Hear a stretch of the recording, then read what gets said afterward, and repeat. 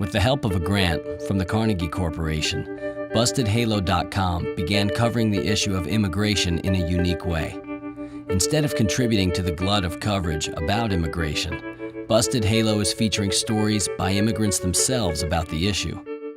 We distributed flip video cameras to undocumented individuals and agencies across the country and asked them to start video blogging for a period of at least 3 months. Busted Borders is an attempt to use the web's unfiltered nature to move the immigration debate away from abstractions and statistics.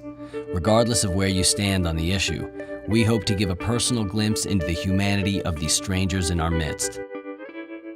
For reasons of safety, some of the participants have opted to keep their last names and locations secret.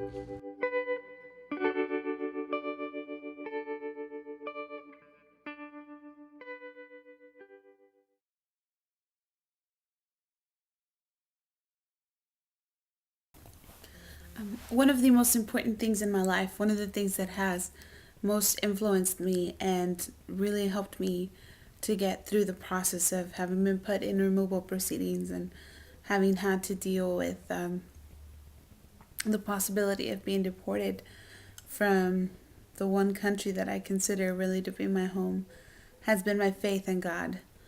And it's interesting because when I was 13 years old, I remember I entered a short sermon competition, and I spoke about the story of Esther. Esther is a queen in the Bible, in the Old Testament, who became queen because the king of the land went out and was looking for a bride and ended up picking her, which is sort of like a fairy tale story because she wasn't rich or anything. She was just an ordinary Jewish girl and ended up becoming queen of the land. And God used her to eventually save the Jewish people from being killed massively. It's a long story, but basically the gist of it was I spoke about how God had a plan for her life and how even though things may not have turned out exactly how she had seen them, or maybe her life wasn't exactly what she foresaw, or she couldn't imagine that one day all of those things would happen to her. God used her, and I talked about how God has a plan for all of our lives. And I think growing up, I always believed that God had a plan for my life. I didn't know what it was, didn't know why or how, but I always sort of figured that there was some sort of greater purpose to mine being undocumented and to my not being able to get my papers. The day actually that I was pulled over for rolling through a stop sign, I was on my way to prepare for a short sermon that I was going to be giving.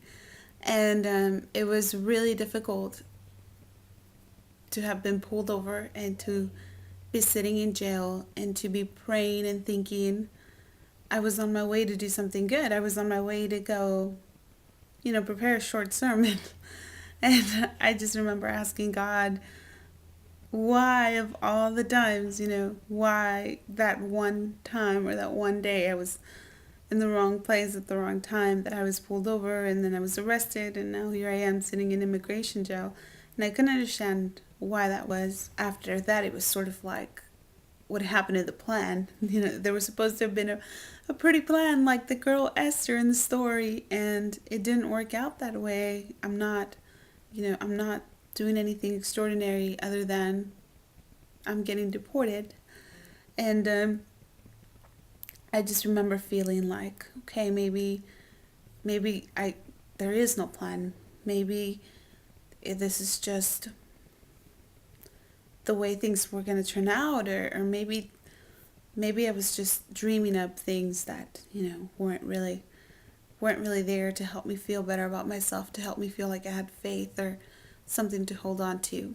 But in the months following my deportation, I have once again seen that God is faithful, and I now have come to realize that there actually was a lot of good that came out of everything that happened to me earlier in the year. I was able to connect with so many other people who are in the same situation, and really encouraged them, and they encouraged me as well, and have been able to just advocate for something that I'm really passionate about.